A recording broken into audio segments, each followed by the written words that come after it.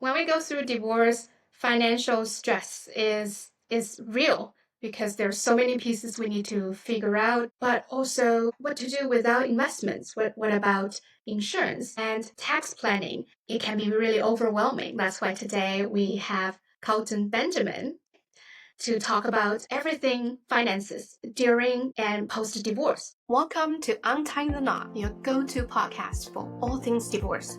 We're here to share stories and strategies to help you untangle the knots in your divorce so you can navigate it with confidence and clarity and build the life you desire. I'm your host, divorce coach Lisa Gu. Carlton is a financial security advisor with expertise in insurance planning, investment strategies, tax efficiency solutions, and retirement planning for both individuals and businesses. Carlton provides tailored guidance to ensure clients make informed decisions, extremely important, especially when you go through divorce, and achieve their financial goals. Welcome, Carlton. Thank you for having me. Awesome. And Carlton himself also went through this divorce journey, so he will bring personal experiences as well. Before we start, I'm going to put this disclaimer out there. Carlton and I were giving general advice today on insurance, investment, and taxes. Every situation is different. You should always consult your counsel, whether it's legal, financial, or tax. I think it's important to talk about what's the biggest financial mistake you see people making during or after divorce. I think that most people allow their emotions to guide their decisions and not necessarily thinking about the long-term impact. A lot of people have learned to regret that in the future after going through that process. It's something that we see way too often as advisors. It's hard to keep our emotions out of the way. Really, really, really tough. So other than emotions, what's the number one financial considerations people tend to overlook when going through divorce? The long-term impact it's going to have on their family, especially if there's kids involved. People are not thinking about, tomorrow or the day after. They're going through this process right now and they think that this is the end of it. They have to think when the dust is settled, how are we going to move forward and ensure that we are both in a financial position to ensure that the children or the child is going to be okay. Once we decide to sever the knot, should we still work together to ensure that the child is financially stable? We probably should be thinking about this because the child's going to be impacted. And I know that your guests touched on that on the last episode that I've seen. Let's talk about 2 years, 10 years down the road financially. How can we ensure that we're both in a secure position to make sure that our children or our child is okay? How can we make sure that if one of us weren't there anymore, how can we make sure that each person is in a position take on the full responsibility financially to raise the children of the child? I think it's consistent for us to say that have a long-term view because when we go through divorce, no matter how we divide things, it's going to be less. You view it as a loss rather than, again, it's hard to see beyond this timeline. But having a long-term view, not just focusing on what's in front of you, it's quite important. So you mentioned about make sure your kids are taken care of. What about ourselves? Because we can't really take care of our kids until we take our own finances. I think it's important that I tell my clients a lot, especially if you're a giver like myself, you want to make sure everybody else is taken care of. Sometimes we need to put our own oxygen mask on first. What are some top considerations to make sure they have some sense of security first? Okay. As you decided that you're seeing this process through, we should gather all the assets and list them on a piece of paper or document the assets. And then we should also document all the debts as well that's registered to each person. And we should try to make sure that those things are balanced. If one person needs to take care of their debt, another person does not have any, we need to decide how we're going to go forward. If we have assets, we need to decide how we're going to be separating these assets. Once we can, put those in front of us on the desk and we can try to work our way through it, if we're not looking at these things in a whole, then that might be a problem. Let's try to see, what am I entitled to? What are you entitled to? And not try to fight each other for 100% of everything and you get nothing. Just try to be fair so that both people can walk away and say, hey, we need to restart and rebuild, and then they can rebuild and go for it. Fairness is an overused word in this process because what I think is fair, the other person might not think so. If we just think about an individual, okay, who just decided to start this divorce journey, what are some things I should consider to make sure my financial future is protected as much as possible? Open arrangements, where you What is the cost of living right now? Can we afford to maintain that? Or will I be able to sustain living on my own? In reality, we got to go out there and do a research. And we got to see what those numbers look like. If you can do that, you're giving yourself a better start. People like yourself that are out here helping people that are going through the process. You might already have some things that you may have on a list to say, hey, you should be looking into to make sure that you're secure that way. Some people will, refer to a lawyer, but there's easier steps than putting money into lawyers. Sometimes there's a lot of money that goes into a lawyer, and the situation at the end of the day it becomes even worse. So maybe we can start off with basics, having these smaller conversations with people that have been through the process, maybe using mediation or having a divorce coach talk to you, walk you through it, help you and support you. I think that people really need to lean in on the support systems that are there for them during the different circumstances of their life. I absolutely agree. I think if you are just starting this journey, before you even jump into whether it's mediation or a lawyer, doing your research and don't move out or go rent a place yet until you look at your finances because it's a big change. And also research what are your options. Talk to your financial planner and talk to your tax planner or whoever you have in your network, or a coach and someone who can look at that whole picture, and then after research make your intentional moves. But if you also have friends that's been through the process, you can ask them, what was that process like? What should I expect? And that could be the first step. Everyone's situation might be different financially, but at least it will give you some perspective of what to look forward to and what you may be overlooking at the time. Because if you're not asking questions, sometimes you won't hear some of the things that that may have never crossed your mind. Absolutely, that's a great way. And sometimes when we go through divorce, because we carry so much shame and guilt, and Yes. we might not feel like we want to talk to someone, but when you're ready, talk to someone who you really can trust and who've been through this and who can give you some great pointers and support and referral as well. But divorce is a huge transition. It's really whatever resource we have, tap into that, build this team together so that you can lead your divorce, so that you can lead your life. Very important. We talked about financial decisions are driven by emotional decisions. What are some tips you can give to people to overcome that emotional overload and still remain calm and collected when it comes to financial decisions during divorce? Well, I think it's just a matter of getting on the same page with the person that you're going to separate from. I was fortunate enough that my ex-wife and I had the same understanding. Hey, the relationship is going to stop here, but we still got to remain being parents. And that was really, really, really important for us, that we try to shelter our child from any financial impact. I understand that not everyone is going to be able to be in that position, but you can make the decision to say, hey, you know what? Let's just put our egos aside for a second and let's talk about this. If we can get both parties to agree that this makes sense, then it's going to work. For instance, in my situation, we had a bank account for my daughter. We still have that bank account today. All of our expenses goes right into that bank account. Every month we put money in, both of us. We can both see it. If there's something that came out that we didn't really understand, we would have a communication about it. Now, I understand that some people can't be trusted. For me, what worked was that we decided that regardless if the relationship ended, we were going to still work to ensure that both of us are financially supported. Whatever jobs we both have, we support. If I had to take my child on an extra day that wasn't my day, it's fine, especially if the other parent needed that day to bring in an income. So being there to support each other when they're trying to make a living is also very important. And for me, it's the same way, because we want to make sure that we can both equally provide for the child. Yeah, I think it's so important, and I see so many high conflict situations, and definitely this is not available. But the idea of leaving our ego out of the door during the process, the more you do that, the faster this legal process will go, and the faster you can recover and start to rebuild. It's very important because ultimately a lot of people in this process are fighting to be seen, to being heard, and to find justification of fairness. It's a dead end. The sooner we can bring ourselves back to focus on either ourselves or building life with our kids, no matter what, if you have a child together, you will be co-parenting, right? The best way is to work as a team. Thank you for sharing that.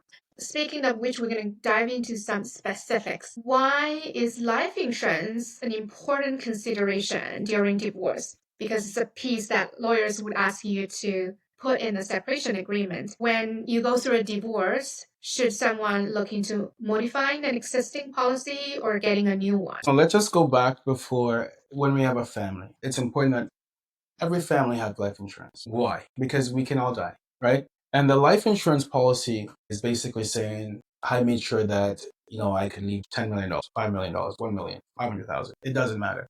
We should have it. Now, let's fast forward to a relationship that didn't work out and they have a divorce. If they had life insurance and it's joint, we have to dissolve that policy. That one definitely needs to be modified because we're no longer a joint. First to die, last to die. It doesn't work anymore. We now need individual insurance. One of the things that most people have found when they do joint policies is that if they have $500,000, now we have to sever the $500,000 to 250 and each person have 250. Now, what happens is that they may need more insurance. It's also very important to have life insurance before you get divorced because during that time, somebody may have become uninsurable. So you're a stay-at-home spouse, and now your husband and you have separated, and he was the main breadwinner. But somewhere along the line, he's not insurable, and now you're going to put into the court papers, hey, he needs to have life insurance if he's not able to pay child support or spousal support. But guess what? He doesn't have a right to have a policy if he's not insurable. If the insurance company is not going to accept him to be insured, no court can demand an insurance company to say, hey, insure this person because he has an obligation to his child support. So every parent that's watching this, you might be happy today and you might not think it's important. But if you get to that time in your life where life throw a curveball at you and the person that you're looking to support you may prematurely pass away, they may need to put a life insurance contract in place based on recommendations from the court. You're going to become an irrevocable beneficiary. I've done that many times where the court order came in, or clients come and say, hey, I have to get some life insurance for the next 20 years to ensure that if I'm no longer around, I can still support my children or my ex-spouse. The next step is let's apply for life insurance to see if you qualify. But if that person says, I've had some health issues in the past and no insurance company will insure me, what's next? Yeah, what's next? Do they just keep the joint policy? Well, that's if they had insurance. They would have to keep the joint policy. If we separate the policy, they still get to keep 250 and 250. If they needed more, they would have to apply for it. And if they couldn't, then 250 would just be the amount that the spouse would be able to. So they don't have to do the medical test in this They case. don't have to do the medical Okay, got it. with the policy that was already approved. Once you're approved for life insurance, whatever that amount is, you pretty much have that for permanent, unless you decide you don't want the policy anymore. Even if you are splitting one joint policy into two, you can keep as is. We can keep as Just is. half of the amount of the original amount, that's okay. But if you want to increase, let's say if I had a policy with my ex-partner for $500,000, now I'm 250. But Yes. I'm obligated because of my spousal or child support amount, I'm obligated to get $500,000 life insurance. In that case, I have to do the test and on the insurability part again. Yes. Got it. Got it. Yeah, if you can't get any more insurance, unfortunately, you're stuck with the 250. That is something a lot of people don't know that they can have put into the court documents or requests for the settlement is to ensure that the spouse has life insurance policy and they're named as a beneficiary. Now, a lot of people can hate me for this, but make yourself an irrevocable beneficiary, not irrevocable. And why? When you're an irrevocable beneficiary, you get to know what happens to the policy if they want to make changes. So if somebody says, yeah, I'll make Carlton the beneficiary, 2 years down the road, I'm going to change it, you won't know. Guess what? When you're an irrevocable beneficiary and he wants to change, you have to also sign off on that document. Any changes to the policy requires your signature. So it keeps you in the know, and that's better security. You want to be secure.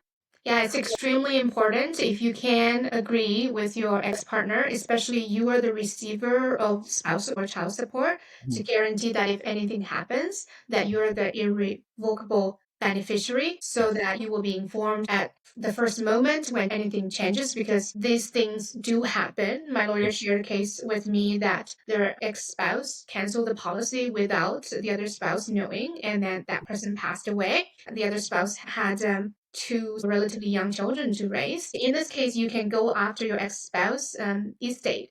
But what if their estate has nothing in it? Again, you have to go through a legal battle to get that.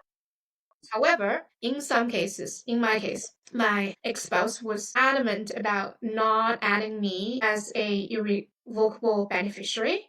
And I don't know why. If in that case, you just keep, you're not moving the needle per se, make sure your children are the revocable beneficiaries. Yes. And if they're minors, you can help me out. You are the trustee. In a case like this, I would just ask to make sure that the policy is still in place. I would like every annually, I would like to get statements. What I would say in this situation is say, hey, perfect. Every annual statement that comes in, I need a copy of it to prove that this policy is in place, and that would be in my separation agreement. Yeah, so in the separation agreement, it says annually when we update spousal based on last year's income, we also need to update each other about our insurance policy to be in good standing. What I'm just saying is that there are ways to work around it. Yes. If the other party doesn't agree to get life insurance, make sure your legal counsel cover that piece. It's incredibly important because life happens and accidents happen. That's why we have insurance. If you are capable, this is me, term insurance is so affordable. And if you can, I would insure more than the minimum legal requirement. Just because if anything happens, you want your kids to be taken care of because things are already going to be so hard for them. You want them to have extra money when you like $500,000 term insurance policy if you're still relatively young, and the $500,000 premium compared to 1 million is so small. Yeah. Pay more. That would be me. And not everybody thinks like you, but that's the way that you should be, when you're trying to be selfless. And I think that a lot of people should sort of model that mindset. There's also one thing that I could have mentioned. There's a life insurance trust that you can create where life insurance can pay into a legal trust. There's opportunities there for people to explore. I'm not going to dive into that today because it's a little bit more complex. But if somebody doesn't have a trustee, it's for children and they want to make sure that they leave money to their child, they can create what's called a life insurance trust that's going to be their legal entity to receive this money. There's instructions on what can happen with this money structured into this trust as well. So there's a lot that we can discuss in terms of those situations when it comes that complex. Thank you for that explanation. I wanted to mention that there's also permanent insurance. I think Carlton mentioned that you can have a lot of flexibility because a corporation can hold your life insurance policy as well. And you can put a trust in that. You can have a lot of tax efficient benefits. That's why it's so important to reach out to a professional like Carlton to give you based on your situation. You might have a small business on the side. He will give you tailored experience. Just full disclosure, my kids have permanent life insurance. I think everybody should explore permanent life insurance because permanent life insurance is a legacy you can pass down to your kids. Yes. We won't dive into that, but just consider talk to a professional. You do have options even when you're going through a divorce. Absolutely. And just to piggyback on that, this insurance for the children guarantee insurability as well, because we don't know what life will throw at our kids. So if we've given them the gift of insurability from an early age and they grow up and they have this policy, that's for their kids and their family to be passed down wealth as well. It's important to say, hey, let's build a foundation for our children while they're insurable. If you're going to see that my parents did this for me, I should probably do that for my kids. It just sets great values for generating wealth or passing down wealth. Right? And we're talking about permanent life insurance here. It's a great tool that a lot of ultra wealthy people use. So we should learn from them, if anything, right? Even though we're not super ultra wealthy, but we can learn. You mentioned tax-free transition of money. And you're right. A life insurance is 100% tax-free passing down to the next person. There's no tax on it. It's the only tax-free money being passed down in this country. So why don't we all have it for our kids? Yeah, especially in Canada. Oh my God, tax we're going to talk about later because it really hurts when you have to pay a lot of tax, especially during divorce. So we talked about insurance. Let's talk about a little bit about investments. We have several investment accounts in Canada: RRSP, TFSA, and RESP. For most people, if you have kids, you may have RESP. Let's talk about these accounts and how are they different. What are some things we should consider when we divide this accounts during divorce? So, for instance, the RSP, the Registered Retirement Savings Plan, this account has a tax penalty when we access the cash. So, if we're going to be separating this account, it's important to remember that we need to transfer the amount into the next person's RSP account as opposed to withdrawing the cash, because that's going to trigger some tax implications for the person that's doing the withdrawal. That's one tip that I would definitely recommend. On a tax-free savings account, there's no division of a tax-free savings account, essentially. For RESP, There's a lot of rules surrounding RESP. And that account is for the child. The child's the beneficiary. The spouse or both spouses contribute or the owner of that account. You can separate it if you'd like, but you probably shouldn't at this point. If you're going through a divorce, both of you can still be the owner. And if you can both contribute, continue to contribute for this child, just know that once we need to withdraw money in the future for the child's education, both people have to sign as well. Mhm. I don't recommend separating the accounts if you don't have to, because the government gives you grants anyway. You want your child to continue receiving these grants. But if you've been, you're the main spouse that's been contributing to this one, now that we're separated, I'd like to have my own, feel free, go ahead. As long as we're not going over the max contribution, still, we both can get the grants. So right now, the maximum contribution technically is about $208 per month. So if one spouse wants to do 104, the next spouse wants to do 104, perfect. You will receive 50% of the grant, the other spouse receive 50% of the grant. So that's not going to change in terms of who gets the grant. If you say, hey, I'd like to contribute $208, then you're going to get the 100% of the grants to the government. And the next person is not going to get any grants. However, they can still put that money into account. So everyone's different. However you want to work it out, it's up to you. But when it comes to paying somebody from one of these registered accounts that you can pay from, it's best to transfer as opposed to withdraw. I'd like to recommend that we look at this before we make a decision. Especially for RSP, if you withdraw, Yeah. you basically trigger a tax payment. You don't want to be dinged during this time. And Tax bracket. So if you withdraw money, they're going to see it as income. And so it's going to have some impact on your annual income anyway. And it's not going to be a good thing.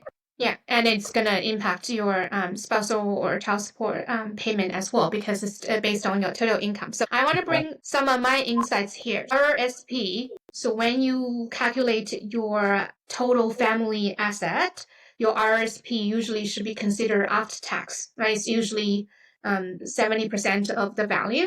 So your lawyer or your mediator should be calculating that way. Sometimes, let's say you're the RRSP owner. Let's say you've worked, your spouse didn't. You can negotiate to keep it in your account and give something else to the other spouse. It can still be intact in your name. That's totally possible. Like Carlton said, just make sure you don't sell things in your RRSP to pay that person. So you can make the book on your total asset balance without transferring anything in real life. TFSA is pretty straightforward. There's no tax implication. But again, I believe if you do withdraw in 1 year, that will impact your total capacity to contribute. Yes. You have to wait until next year to recontribute that amount if you were to withdraw that year. Exactly. So best to, if you can make money work, stay status quo with everything. Just keep the money there. So RESP, again, Carlton is talking about a very amicable situation. I see a lot of high complex situation. From my perspective, RESP doesn't matter if you have a joint account because it's for the kids. Yes. As long as we both contribute. But sometimes your spouse may be very adamant about having a clear separation financially, so they will want to contribute on their own. It can be divided in halfway, and then you can contribute on your own and get your grants on your own. So it's a 104. In total, I think every month is 208.33 cents. So you can get your own grants your way, 50-50 fair contribution. And also, so you're doing 208, you're doing 208 or you're doing 104? I have two kids. Okay, so so half of me is 208.33. Yeah.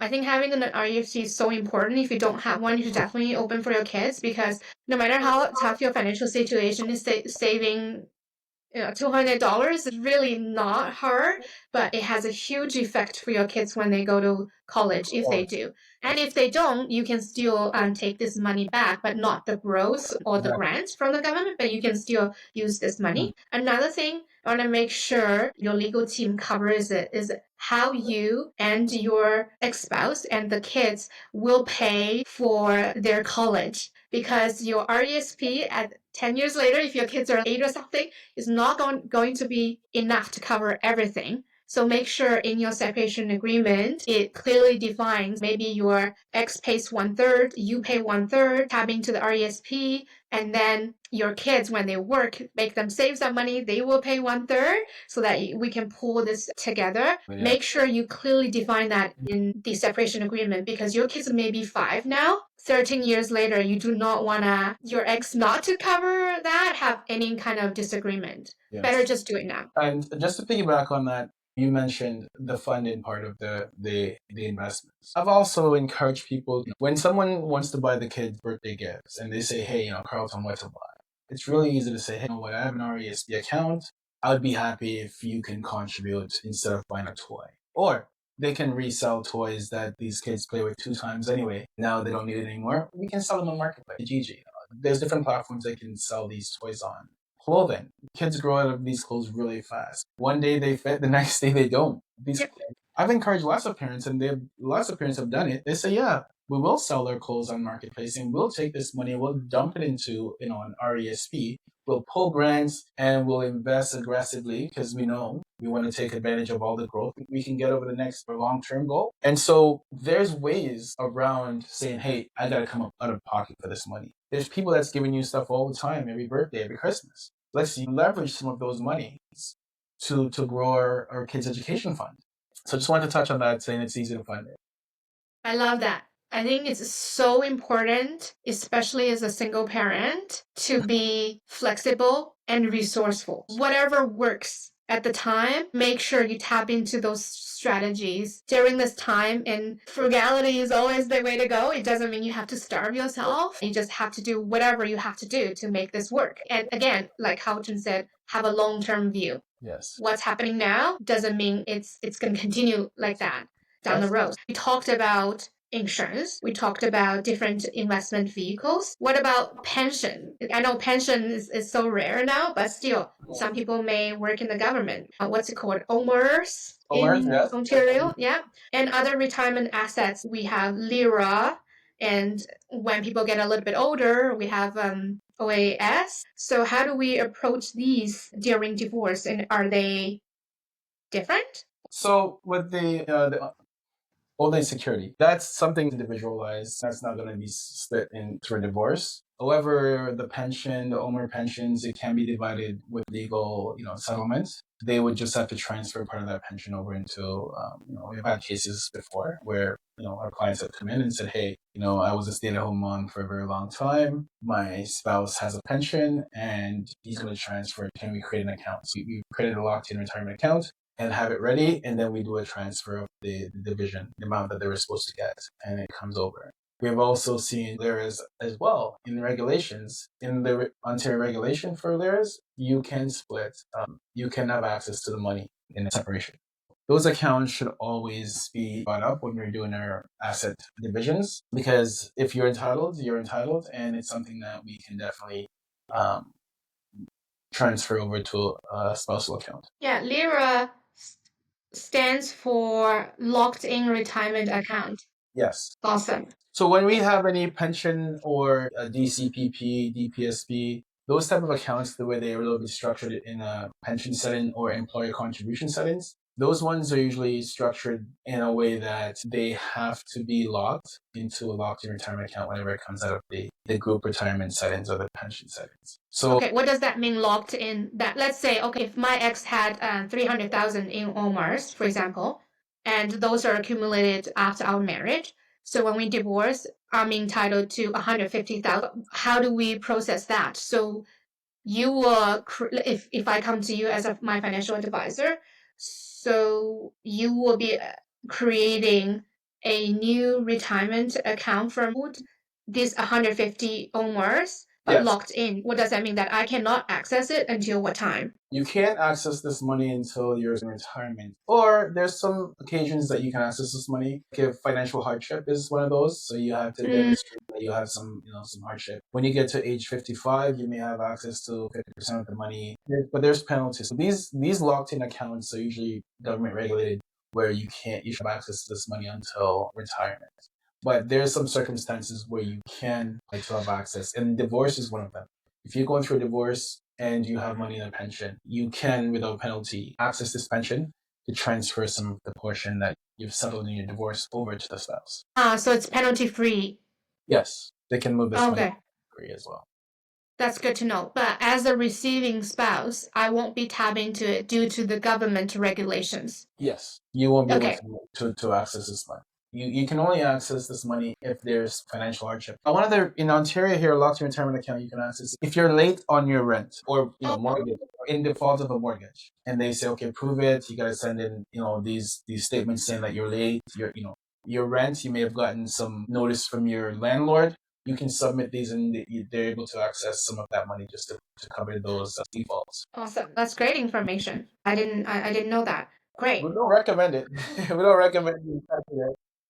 Frugality. Try not to tap into those retirement accounts because they're Exactly. great retirements. Yes. Let's talk about our favorite topic, taxes. What are some of the most common tax consequences or surprises people face during a divorce? I'm thinking that this might be relative to each person. If you withdraw the money from the RSPs, like I said earlier, that could be a tax penalty that you may have not considered that would have been an issue. Some spouses may get the child tax credit, and if they have a separation agreement or a settlement where they're 50-50, that could also be an issue if one person is collecting all this, child tax credit, the next person is not. Because if the spouse calls into CRA and mention that, hey, we've been separated and you've been sending this child tax to one person, and I'm entitled to half, there could be a payback. Those are two things I can think of off the top of my head. Is there something that you probably had some experience with? That's a great suggestion. One is RESP withdrawal is taxable. Make sure you try to avoid that. The other one is any taxable credits you receive due to your children, you need to share in most cases with your ex-spouse and make sure your lawyer put that in, and especially you're not the one receiving it. I think just some fundamentals, and we assume people know child support is not taxable. It's a table amount. If you receive child support, you don't pay tax on that. But if you receive spousal support, it's taxable for the receiver and it's tax deductible for the giver. I think even when you're negotiating something to consider, let's say you have kids and you're compared to your spouse, you have a lower income relatively, and you're receiving spousal support. Say spousal support has the low, mid, and high amount, and usually court would choose the mid ground. Again, consult your lawyer. Let's say if you receive $500, the number is $500 a month for spousal support. You're already making 100,000 a year. I'm just making it up, right? 500 is 6,000. So that 6,000 a year you're getting is basically taxed half. Think about that. So you're actually getting 250 in your pocket, but your ex-spouse will get a tax deductible on their tax, right?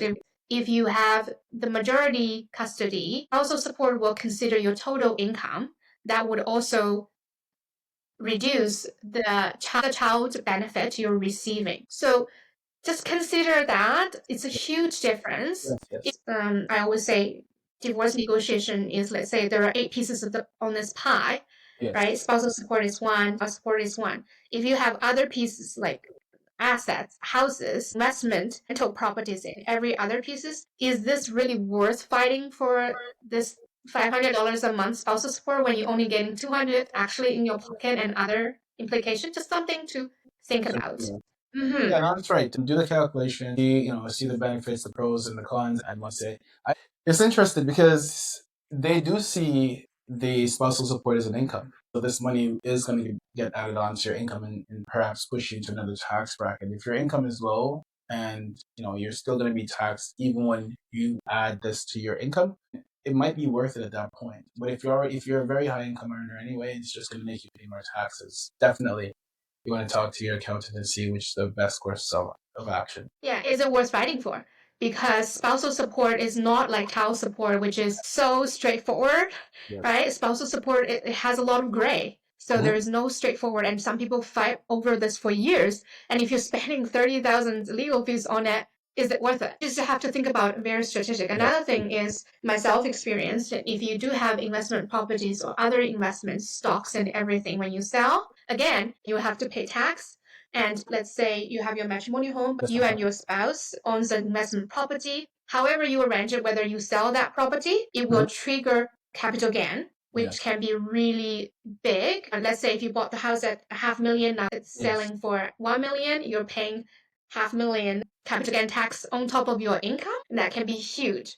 But again, consult your tax accountant. It has some intricacy in it because you can have some write-offs and stuff. However, let's say if you have two houses, a cottage or a matrimonial home, you will keep the matrimonial home. Your spouse will keep the cottage. The calculation of how much these houses are worth will be different because the other one is an investment property. It will have capital gain implications. Even if you're not selling it now, it will be considered when you calculate your total family asset. Does that make sense? Something to consider as well. Not every house is equal either in Canada because we have to pay taxes. I was going to piggyback on the capital gain tax. So in theory, you pay tax on 50% of the profits. Just to clarify. So if you bought your purchasing price was $500,000 and now the property is worth $1 million. So your profit is $500,000. The capital gain tax is only going to be on 250,000. So 250,000 will be no tax, and then 250,000 will be taxed. What would happen is that both spouses at this point would divide the 250 into half, and they would assume their own what tax is going to be triggered on those. You don't have any confusion on that part. And this is why it's good you bring up these topics for your viewers to have that discussion. So you're opening up the doors for them to have these conversations with their professionals. Absolutely, just something to consider. And it's great to work with a coach can bring all the resources together, like accountant or tax accountant, realtor, to look at the whole picture. And amazing. Here is something that I am learning as well. I can share because since my divorce and every day I would check my bank account. Am I paying all the bills? What about, the kids' insurance is coming up, right? Or car insurance, whatever. So you feel this sense of insecurity. Are you taking good care of yourself and your kids, especially financially, on this journey of rebuilding yourself and your family? What are your top 2 or 3 tips for rebuilding wealth and this sense of financial security after your divorce? Okay, so set financial goals. You definitely want to set goals for long-term stability. Create a budget. That's going back to basics as well. Now that things have changed, let's revisit a budget. Some advisors will provide you with tools like spreadsheets. Already, have formulas integrated into the spreadsheet for you. All you gotta do is just go in and put your numbers, and you can track your monthly expenses, what's coming in, what's going out. If you need to, cut something that's not needed to ensure that you're meeting the needs, then that's great. But in that budget, you get to rebuild an emergency funds.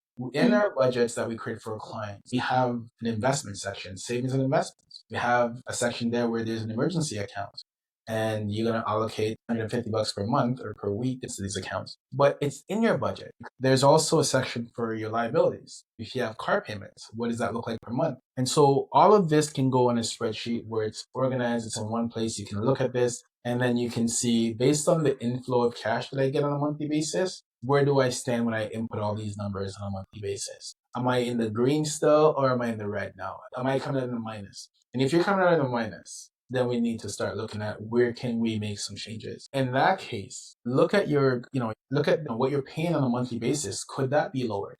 Look at your car insurance. What are you paying per month? I've just been renewed with the same company. Go out and see, shop around, see if you can save some money there. There's a lot of things I've done with clients that literally still give them the same quality of life, but they're paying less for it. So go look at the budget, see where there's opportunities for you to modify those plans and pay less so you can keep more money in your pocket, and then you can fund your emergency fund because you need to have one of those. Some people have 3 months of expenses. Some people have as much as 6 months of expenses. And once that emergency bucket in your spreadsheet is filled out and is full, then we can say investments, we need to put extra money in there so we can grow, we can compound. But having, clear, financial goals is important. Having a budget is also important, and also making sure that an emergency fund. An important part of this as well in the budget is our insurance. What is insurance? It's what protects your income. So insurance is also very, very key, especially when you're a single parent. Because one, if we have an injury and we can't work, we need to understand, is there going to be someone there to write us a big check? If we don't have a parent that's rich, that's going to daddy or mommy just going to write a big check, we need money from somewhere. If we have a job that does not provide long-term or short-term disability, and we don't have a check due to an injury, where is that money going to come from to still operate all of these expenses? If we were diagnosed with an illness, cancer, heart attack, stroke, and we were supposed to bed rest for 6 months. Is there somebody waiting to write us a check? So make sure that when we create a budget, insurance is the very, very key piece of this keeping this financial stability together. Because if something were to happen and an insurance company wrote you a nice check for disability or for critical illness, you can still keep your savings goals, and you can make sure that all of these expenses, outflow of cash, is still being met every single month. Those are what I'd recommend to start. Yeah, budgeting and setting goals and make sure adding insurance as part of your investment strategy, and very, very important. So I look at my budget at the end of the year and also around June, because that's the time in July you will get new numbers for support and also your CCB numbers. You're also planning the next half year. Just know, okay, am I in red or green? What other areas can I focus on? Maybe there are some trips coming, or you want to invest in yourself on some educational courses. Have this sense of planning is incredibly, incredibly important. Budget also super important. That's a great piece to be aware of where you are at, because sometimes we're so afraid to even check in where we're at, right? Let alone. And then later on, we're going to talk about how do we have sustainable habits to help us stay on track. Very important too. That's why it's great to have a financial advisor, because if you put money in, if you want to withdraw some money, you have to talk to that person. The person is going to ask you why, and then probably prevent you from sabotaging your own goals. Yeah, absolutely. Because I'm going to ask you why. Why are we disrupting your investment goals? And some of my clients have actually printed out their Excel sheet and stick it on their fridge. But every day they're leaving the house, they see, hey, I've already met my budget for the month for this, so I can't do any takeouts. I can't go shopping because I've already spent the $200 per month that I have on gifts and clothes for myself. And so every day as a reminder, especially when you're going through a very critical piece of your life, you definitely need to stay organized and stay within the budget, because anything can happen. And that's what we need to keep in mind. Yeah, and especially during divorce, and we don't budget for legal fees, but that's a huge piece. So after we started, I started to put the budget for legal fees as well, because this is real money is going out, but nobody's budgeting it because we're hoping that, right, this will end soon or whatever, but it usually tends to be more than we think, just how the legal process goes. Great. Amazing. Before we wrap up, any things you can think of that we haven't covered that people should know? I feel like we covered everything. If anyone have any specific questions, feel free to reach out to myself. Feel free to reach out to Lisa if you're on my platform, and we can answer any questions. We're on Instagram, and I'm sure the information is going to be on your screen. But if you want to just give me a call, it's 519-590-8014. My office is located on Belmont Village, 678 Belmont Ave West. And it's Unit 303, Eau Claire Partners, and we are a financial brokerage. Thank you. Amazing. Thank you so much again for your time, Carlton. We'll see everyone next time. This is great. Thank you. Thank you for tuning in. If you found this episode helpful, please share it with someone who might need it, and take a moment to leave a review on your favorite podcast app. It helps more people discover the show. This is Lisa Gu. Until next time, stay strong.